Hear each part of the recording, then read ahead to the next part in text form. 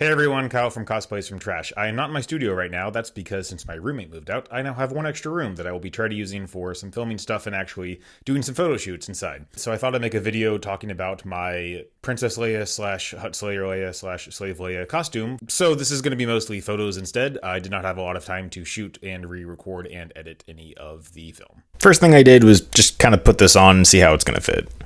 Anyway, of all the materials, I never thought I'd use a, I don't know, this little placemat for a dog water bowl and food and home base. Sourcing the materials for this cosplay was definitely going to be a challenge because I wanted something that was going to be wide enough and also durable enough, but also something that could actually cover me to be appropriate on stage because there are families and stuff. So while I knew I was eventually going to cover this with warbla, which is a miracle material, I had to get pretty creative using various things like mouse pads and ornaments. Later I found out that this with warbla probably wasn't going to be the best idea because warbla, likes to bend and this stuff doesn't like to bend, so actually holding it in place was definitely kind of a challenge. But yeah, it's obviously going to have another this thing in the back. It's wine o'clock, by the way. As I said, this stuff is an absolute miracle. All you have to do is heat it up and you can shape it pretty much any way you want to. You can heat it and reheat it as many times as you need to. Warbla was going to be the outside, the veneer of everything, but the inside was obviously trash.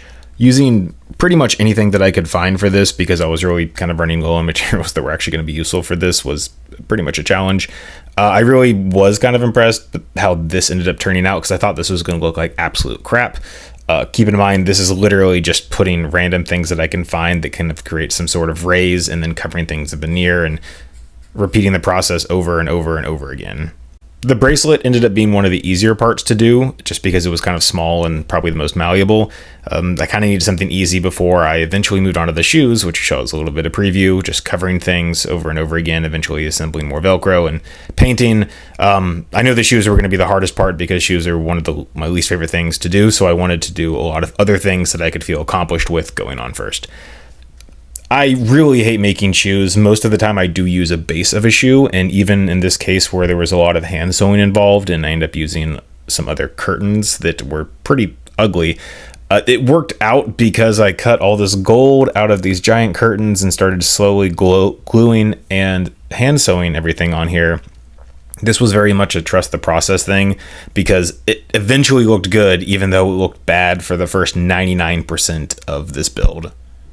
The chain was the most fun part to build, not because it was fun to actually clean, but because I was very impressed that I ripped this off of some light that actually had burned itself to the electrical cord.